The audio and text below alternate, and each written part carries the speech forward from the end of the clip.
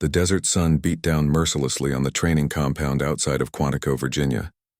Staff Sergeant Maria Santos wiped the sweat from her brow as she watched the Navy SEALs set up their equipment on the firing range. She had been assigned to this joint training exercise as an observer from the Marine Corps, but she felt more like an outsider looking in.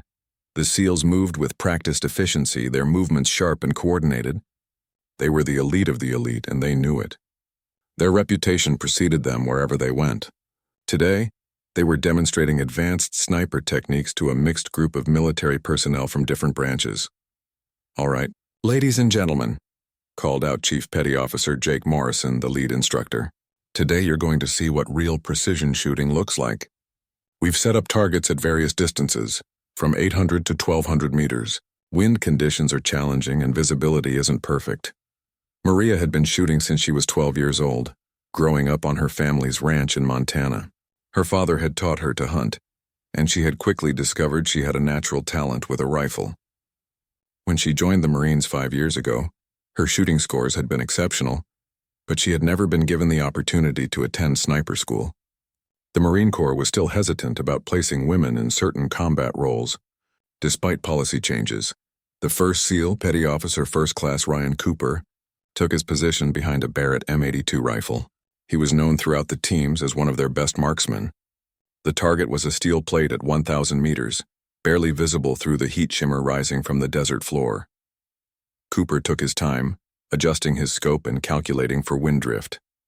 The assembled group watched in silence as he controlled his breathing, his finger slowly applying pressure to the trigger. The rifle cracked, and a second later, the distinctive ping of metal on metal echoed across the range. "A hit. Outstanding shot, Cooper," Morrison announced. "That's why we're the best." The second SEAL stepped up, targeting a different plate at 1,100 meters.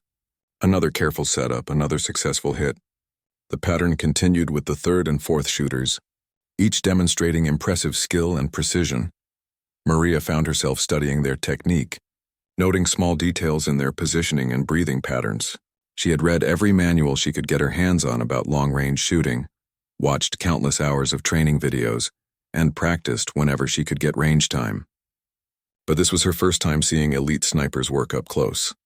"Now," Morrison continued, "we're going to attempt something more challenging. We've set up a series of targets at varying distances and sizes. The goal is to engage as many as possible in a limited time frame. This simulates a real-world scenario where a sniper might need to neutralize multiple threats quickly."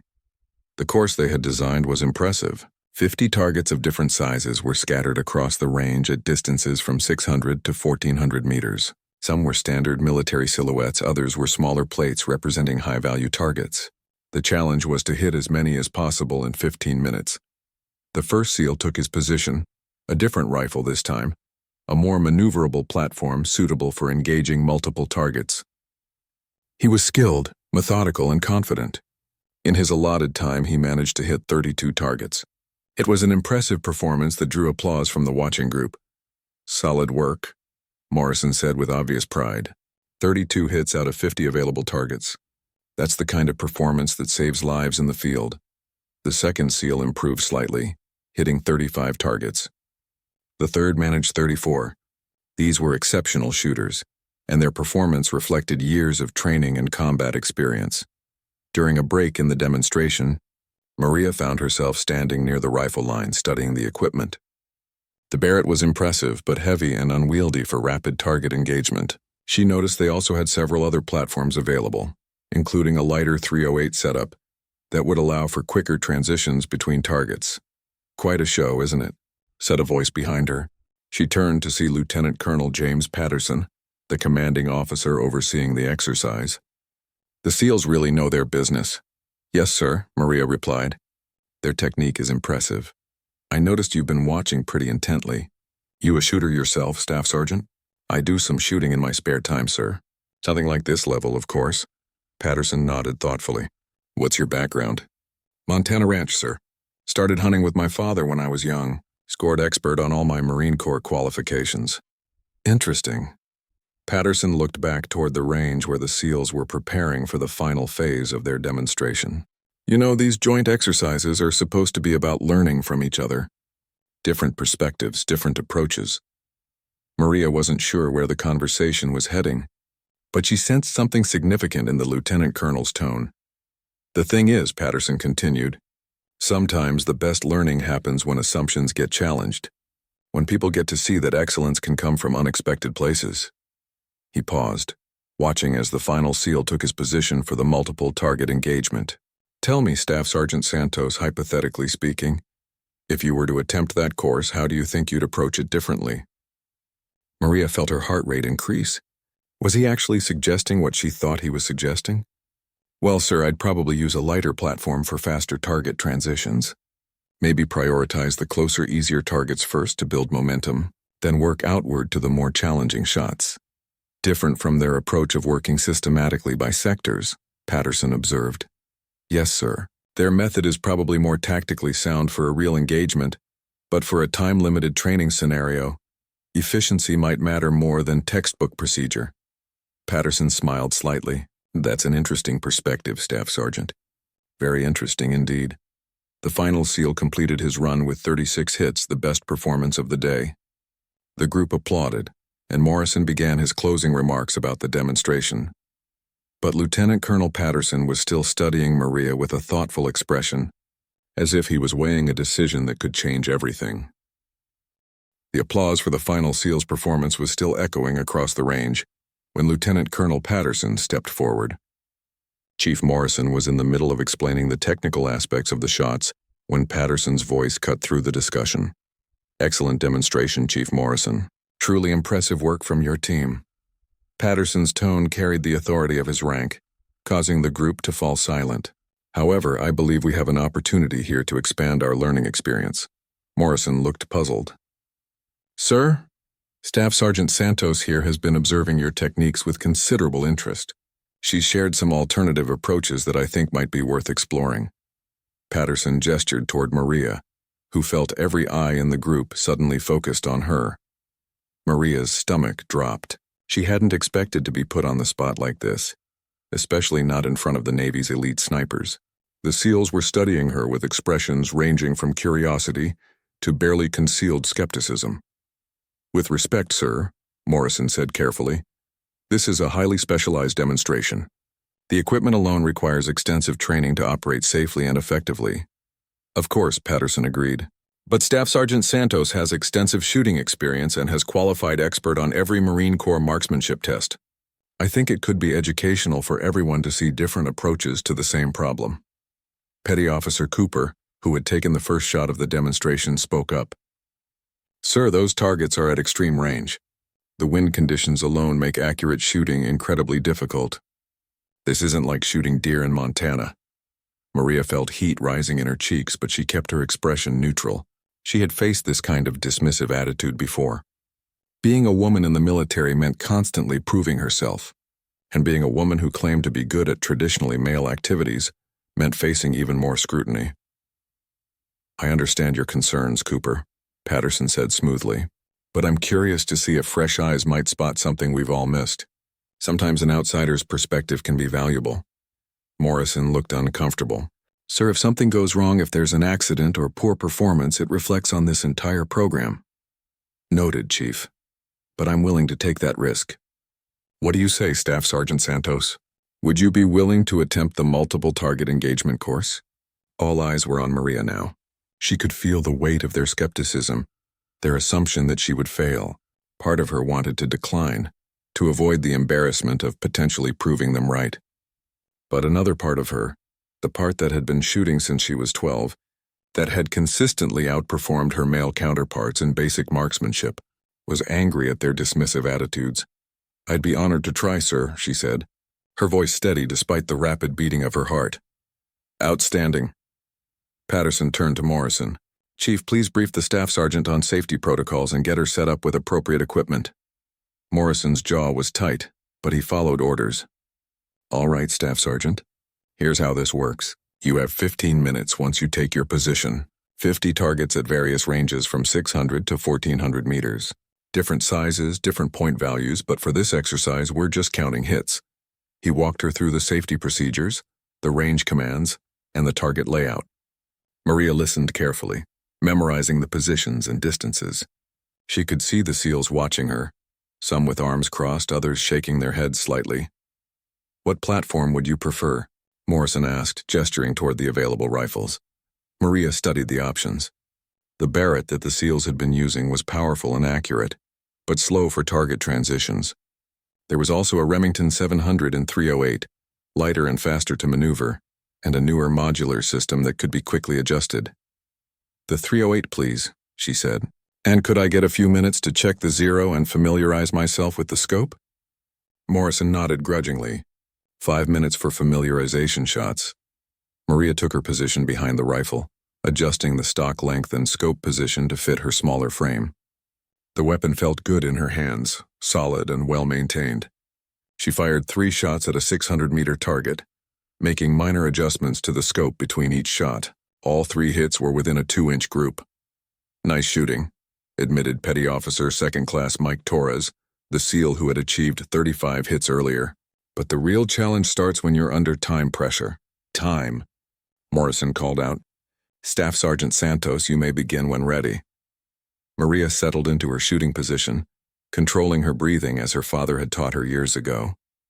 She had studied the target layout during the briefing and had formulated a plan. Instead of working systematically by sectors like the SEALs had done, she intended to work in a pattern that minimized scope adjustment and rifle movement. "Begin," Morrison's voice cracked across the range. Maria's first shot took out a 700-meter target, a clean hit that rang clearly across the range. Instead of moving to the next logical target in sequence, she shifted slightly and engaged a target at 650 meters that was in nearly the same scope picture. Another hit. Her plan was working. By grouping targets that required similar scope settings and body positions, she was saving precious seconds between shots. The SEALs had been methodical and tactical, but she was being efficient. Shot after shot, Maria found her rhythm.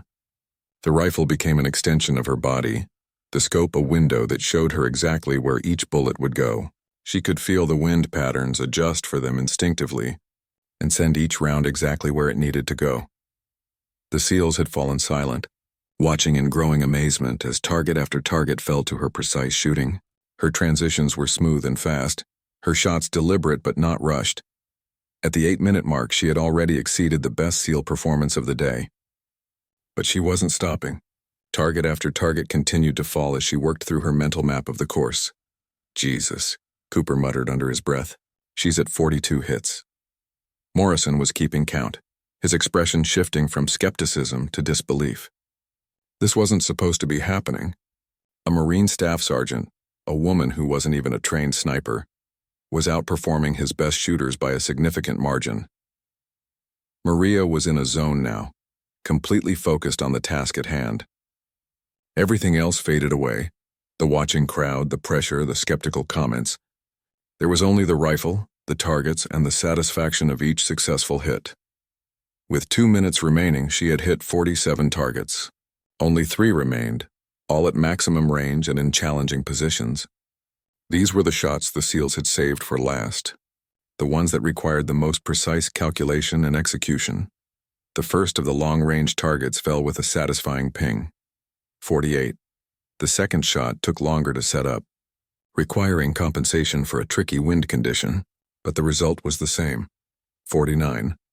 1 target remained, a small plate at 1380 meters, partially obscured by terrain features.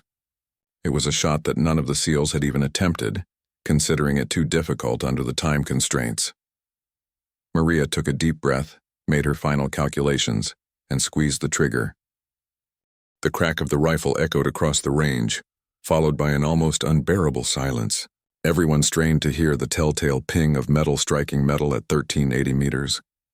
For what seemed like an eternity, there was nothing but the whisper of wind across the desert floor. Then it came. A faint but unmistakable ping that carried across the distance like a bell tolling victory. "Holy shit," Torres whispered, then quickly glanced around, realizing he had cursed in front of a superior officer. Maria slowly lifted her head from the scope, her heart pounding not from exertion, but from the incredible realization of what she had just accomplished. 50 targets, 50 hits, perfect score. Chief Morrison stood frozen, his stopwatch still running though time had been called.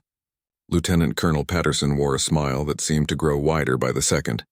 The other military personnel who had been observing began to murmur among themselves, their voices carrying tones of amazement and disbelief. "Time check, Chief?" Patterson inquired, though everyone already knew the answer didn't matter. Morrison looked down at his stopwatch as if seeing it for the first time. 13 minutes 47 seconds, sir, and hit count. Morrison's voice came out slightly hoarse. 50, sir. All 50 targets. The silence that followed was deafening. Cooper, Torres, and the other SEALs stood like statues, their minds struggling to process what they had just witnessed. This wasn't just about a good shooting performance. This was about their entire worldview being challenged in the span of less than 14 minutes. Maria slowly stood up from her shooting position, her legs slightly unsteady from the adrenaline. She safed the rifle and stepped back from the firing line, following the range protocols Morrison had briefed her on. Her face remained calm and professional, but inside she was fighting to contain a mixture of relief, pride, and barely controlled excitement. "Outstanding performance. Staff Sergeant Santos," Patterson said, his voice carrying across the now silent range. "Absolutely outstanding." Cooper was the first of the SEALs to speak. "I don't understand. How is this possible?" He wasn't angry or accusatory. He seemed genuinely bewildered. "We train for this constantly. We've been doing this for years." "Can I borrow your rifle for a second?" Maria asked quietly, the words that would become legendary in military shooting circles slipping out almost casually. "I just wanted to see if I could hit those last few targets." The irony wasn't lost on anyone. She had just asked to borrow their rifle, and then proceeded to outshoot all of them combined. The casual way she said it, as if she had simply been curious rather than making a statement, somehow made the achievement even more remarkable.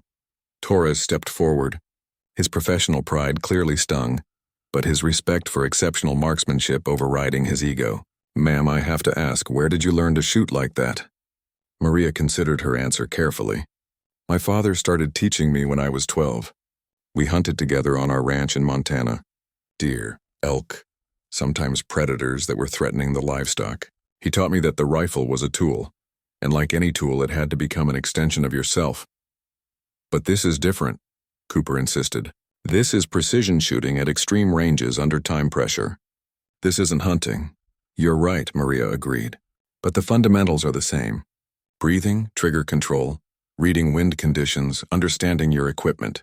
My father always said that if you can hit a coyote at 800 meters in a Montana winter, with wind gusting to 30 miles per hour, everything else is just practice." Chief Morrison had been silent since announcing her perfect score, but now he stepped forward. His expression was complex, part professional acknowledgement, part wounded pride, and part genuine curiosity. "Staff Sergeant, have you had any formal sniper training? Any advanced marksmanship courses?" "No, Chief. I've applied for sniper school twice, but..." She let the sentence hang, not wanting to get into the politics of gender and combat roles. "But what?" Patterson prompted. Maria looked around at the group of elite warriors surrounding her. These were men who had earned their reputations through blood, sweat, and countless hours of training. They deserved honesty, but women weren't being accepted into sniper programs. "I was told my test scores were excellent, but there were no available slots for female candidates."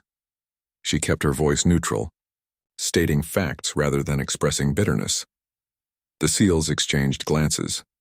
They all knew how difficult it was to get into sniper school, even for men with exceptional qualifications.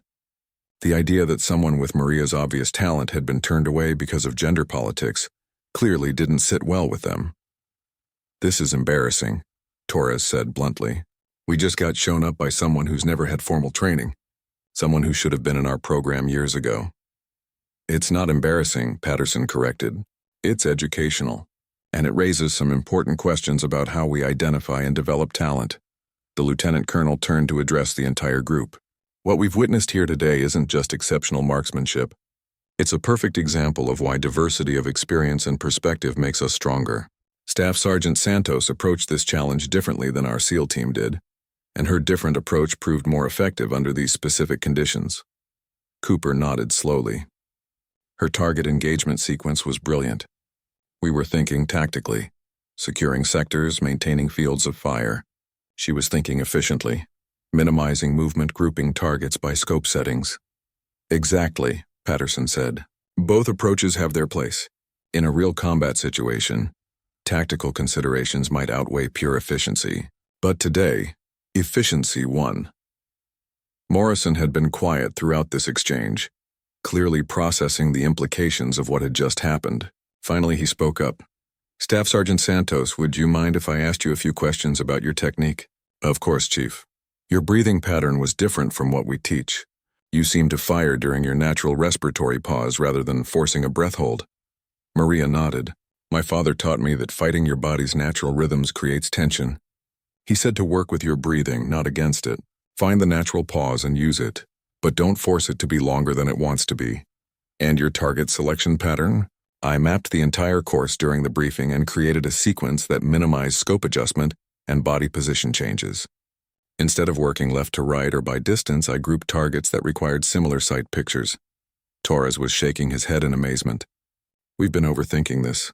Sometimes the simplest approach is the best approach. But even as the group began to discuss technique and methodology, Maria could see something else in their expressions.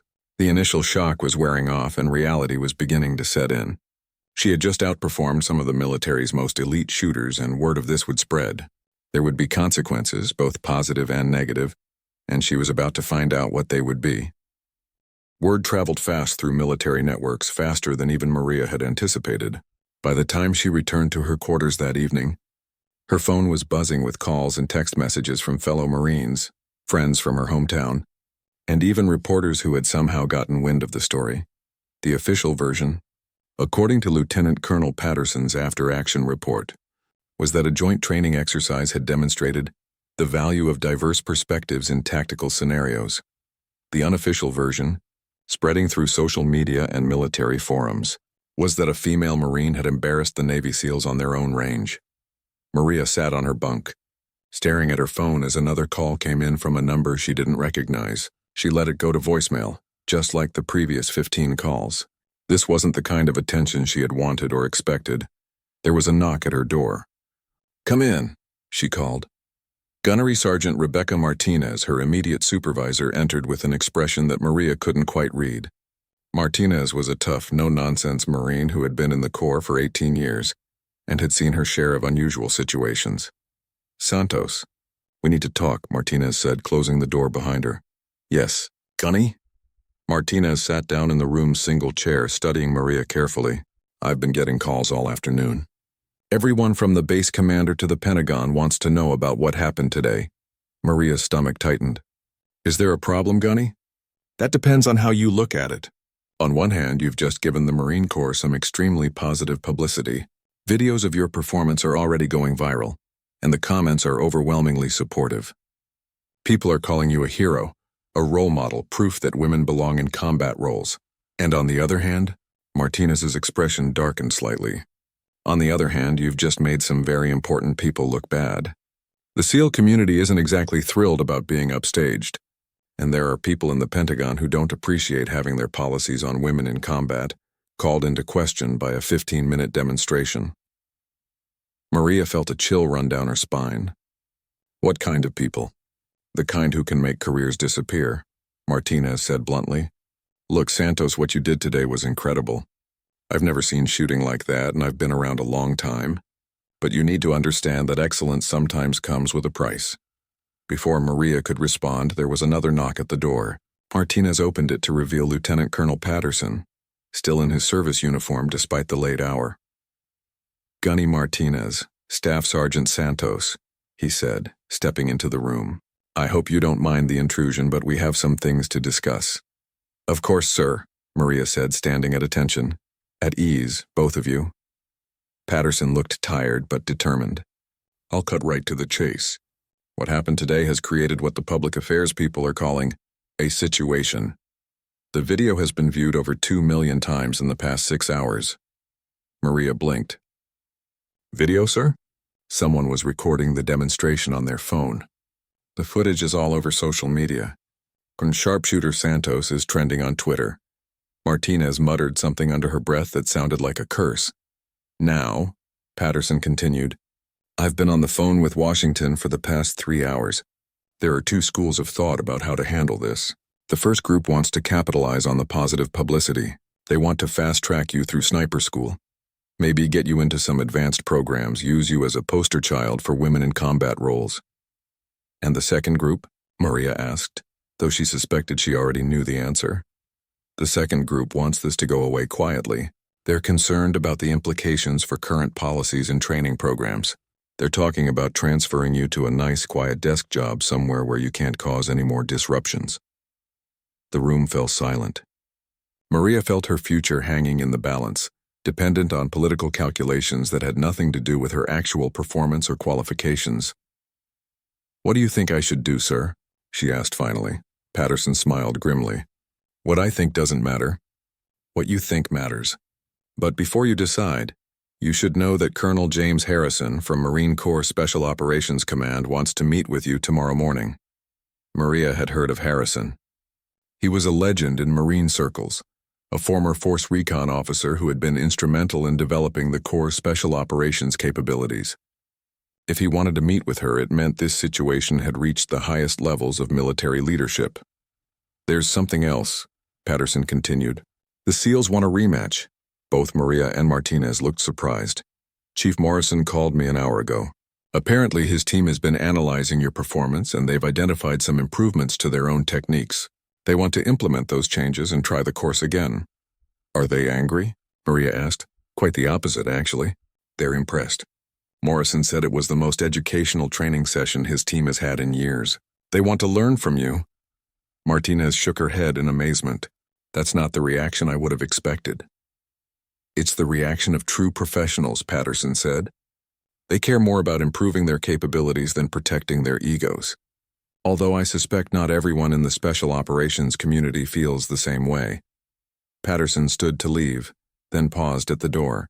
"One more thing, Santos. Whatever happens tomorrow, whatever decisions get made about your future, remember that what you did today was extraordinary. Don't let anyone convince you otherwise." After he left, Martinez and Maria sat in silence for several minutes. "Gunny," Maria said finally, "can I ask you something?" "Shoot. Do you think I made a mistake? Should I have just declined when the lieutenant colonel put me on the spot?" Martinez considered the question carefully. "You know what your mistake was, Santos?" "What?" "Your mistake was being too good. You didn't just beat them, you embarrassed them. If you had hit 40 targets, maybe 45, you would have impressed everyone and gone home a hero. But 50? Perfect score. That's the kind of performance that changes everything." Maria stared at her hands. "I just did my best." "Isn't that what we're supposed to do?" "Yes," Martinez said softly. "But sometimes your best is too good for other people to handle. The question now is whether you're tough enough to deal with the consequences." As if on cue, Maria's phone buzzed with another text message. This one was from her father back in Montana. "Saw the video, sweetheart. Your mother and I are so proud. Remember what I always told you. The rifle doesn't care if you're a man or a woman. It only cares if you know how to use it." Maria smiled for the first time since returning to her quarters.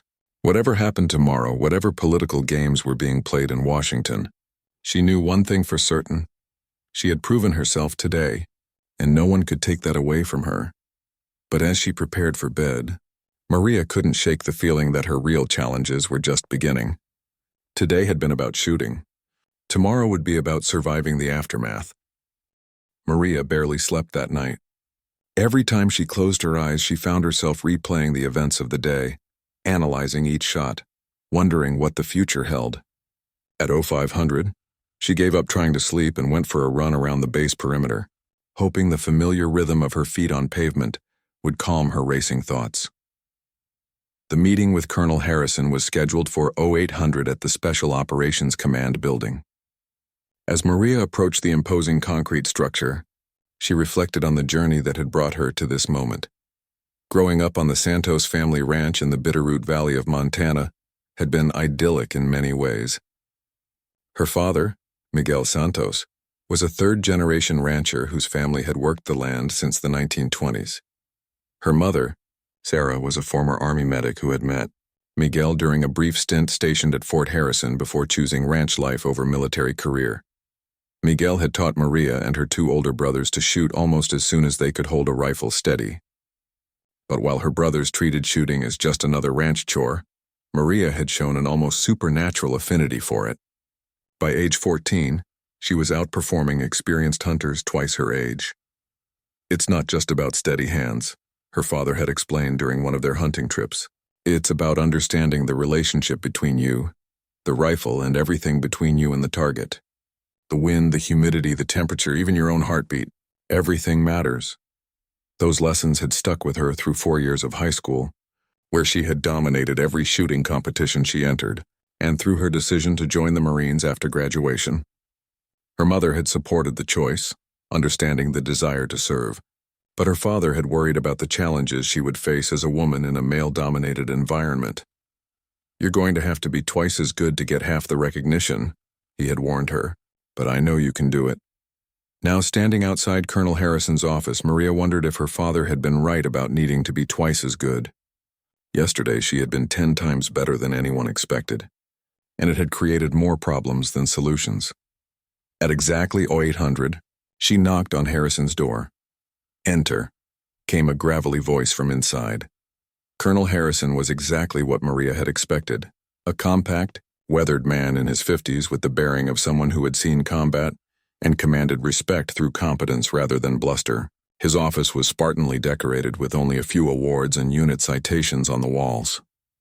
"Staff Sergeant Santos, please have a seat," Harrison said, gesturing to a chair across from his desk.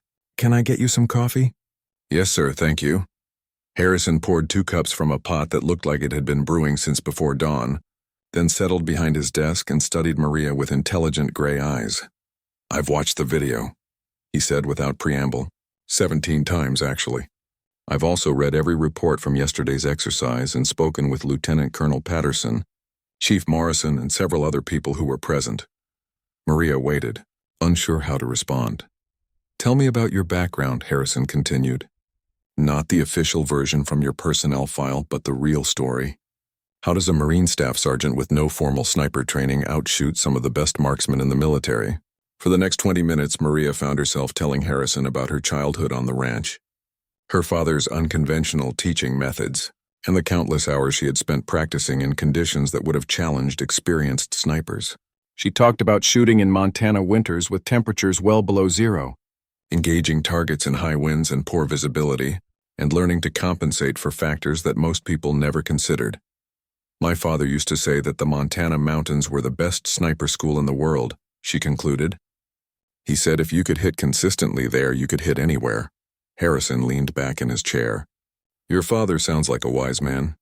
What was his military background?" "He served briefly in the Army in the early 1980s, but got out after 4 years to take over the family ranch. He said military shooting was too easy compared to hunting in the backcountry." Interesting perspective. Harrison made a note on a pad in front of him.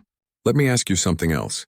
Yesterday's performance was remarkable, but it was also just one demonstration under controlled conditions. How confident are you that you could replicate that level of accuracy under different circumstances?" Maria considered the question carefully. "Sir, I've been shooting accurately under difficult conditions for over a decade. Yesterday was actually easier than many situations I've faced hunting.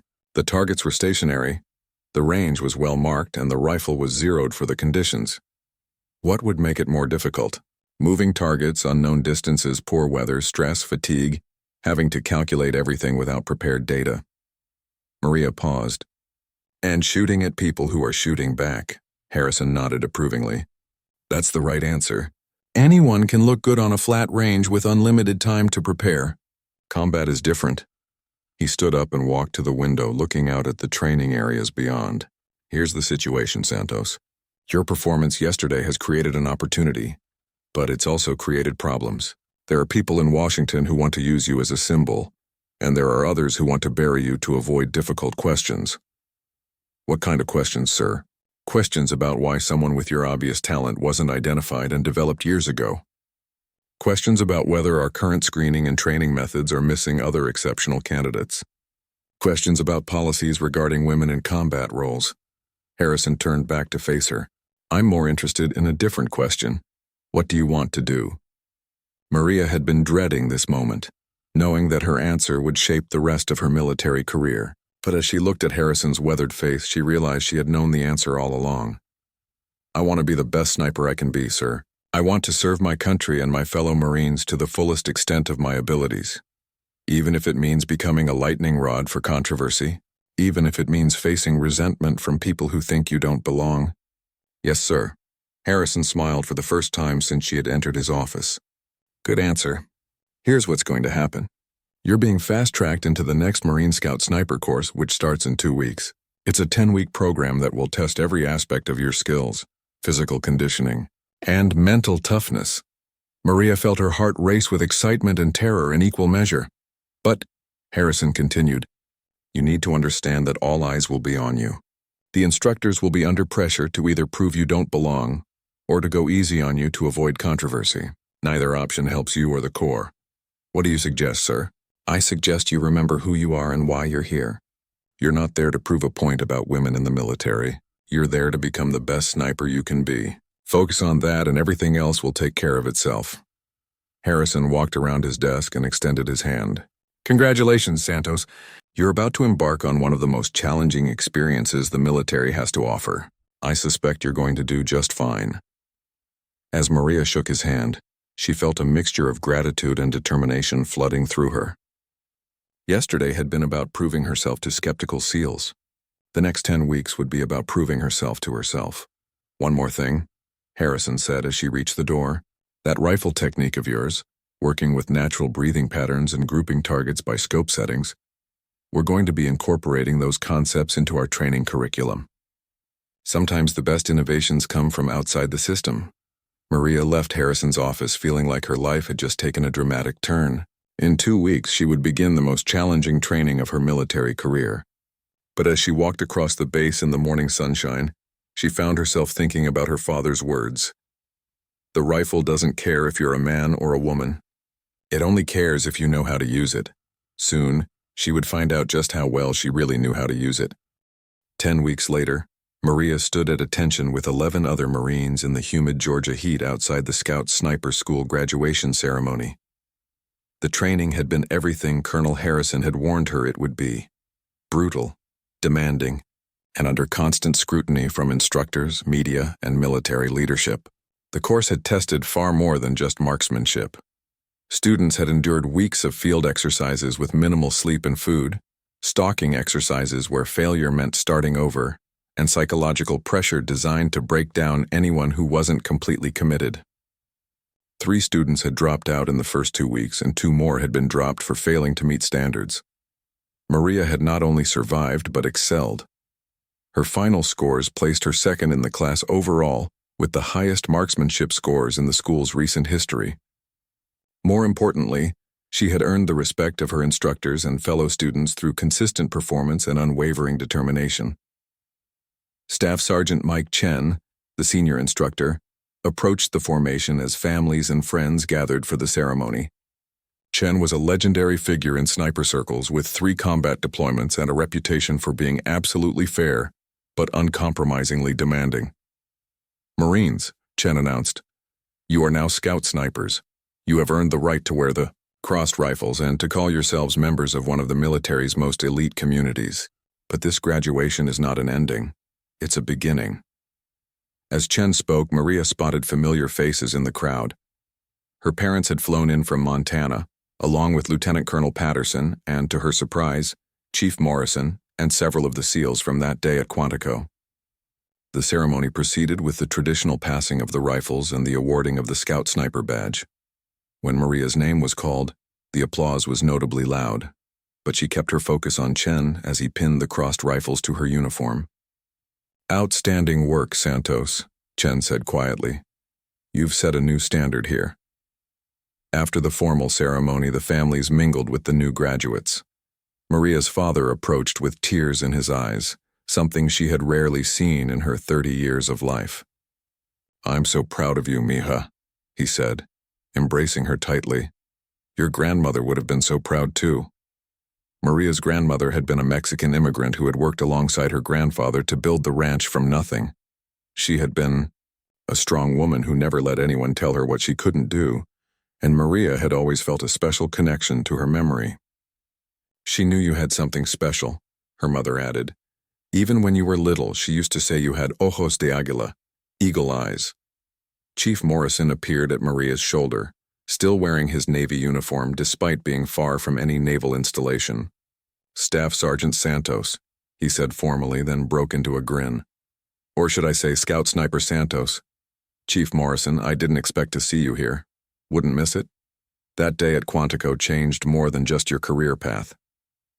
Morrison gestured toward his team, who were standing nearby. We've completely revamped our training methodology based on what we learned from you. Our accuracy scores have improved across the board. Torres joined the conversation, extending his hand to Maria. We wanted to thank you. That demonstration wasn't just about shooting, it was about being open to new ideas. We learned more that day than we had in months of regular training. Lieutenant Colonel Patterson approached the group, wearing dress blues for the occasion. Santos, I have some news that I think you'll find interesting. Sir? The video from that day at Quantico has been viewed over 50 million times now. But more importantly, applications for military service from young women have increased by 30% in the past 3 months. The recruiting command is calling it the Santos effect. Maria felt overwhelmed by the implications. She had never intended to become a symbol or role model. She had simply wanted to serve her country and use her skills effectively. There's more, Patterson continued. The Department of Defense has announced a comprehensive review of screening and training procedures for special operations programs. They want to ensure that talent like yours doesn't slip through the cracks again. Staff Sergeant Chen appeared beside them, having finished his duties with the other graduates. Santos, got a minute? As they stepped away from the group, Chen's expression became serious. I need you to understand something. What happened here? Over the past 10 weeks, your performance in this course, it wasn't about proving anything to anyone else. You've proven something to yourself. What's that, Staff Sergeant? That your father was right. The rifle doesn't care about politics or gender or what anyone else thinks. It only cares about the person behind it, and you're one of the finest shooters I've ever had the privilege to train. Chen paused, looking out over the training ranges where Maria had spent the last 10 weeks pushing herself to new limits. You're going to have choices to make now. There will be opportunities for publicity, for speaking engagements, for becoming the face of women in combat. But remember, you're a Marine first, a sniper second, and everything else comes after that. Maria nodded, understanding the wisdom in his words. The attention had been flattering, but also distracting. What mattered was the mission and the Marines who would depend on her skills in the field. As the afternoon wore on and the celebration continued, Maria found a quiet moment to reflect on the journey that had brought her to this point. It had started with a simple request. Can I borrow your rifle for a second? And had led to a complete transformation of her life and career. The SEAL's initial skepticism had been replaced by professional respect and friendship. The military establishment that had once excluded her was now actively seeking to learn from her methods. Most importantly, she had proven to herself that her father's lessons from the Montana mountains could indeed translate to military excellence at the highest levels. As the sun began to set over the Georgia training facility, Maria's father approached her one final time. So what's next, mija? Maria looked at her scout sniper badge, then at the faces of the people who had supported her journey. Next, I get back to work. There are Marines out there who might need the skills I've learned, and there are probably other people like me who just need someone to give them a chance. Her father smiled, the same smile he had worn when she made her first successful shot at age 12. That's my daughter, always thinking about others. As the family and friends began to depart, Chief Morrison made one final approach. Santos, I have a question for you. Yes, Chief? My team is conducting some advanced training exercises next month. Unconventional scenarios, challenging conditions? Would you be interested in joining us as an instructor? Maria looked at the SEAL chief who had gone from skeptic to supporter in the span of a single afternoon. I'd be honored, Chief. Outstanding. I'll send you the details, but fair warning. We're going to push you just as hard as you pushed us that day. Maria grinned. I wouldn't expect anything less. As she watched Morrison and his team drive away, Maria realized that her story was just beginning. The demonstration that had started as a simple curiosity had become a catalyst for change throughout the military. But more than that, it had shown her that excellence has no gender, no prerequisites except dedication and skill. The rifle truly didn't care who was behind it. It only cared about being used by someone who understood its capabilities and respected its power. Maria Santos had spent her entire life learning to be that person, and now she was ready to teach others to be the same. The sun set over the Scout Sniper School as Maria Santos, newly minted Marine sniper and accidental revolutionary, prepared for whatever challenges lay ahead. She had asked to borrow a rifle for a second, and in doing so had changed not just her own future but the future of countless others who would follow in her footsteps.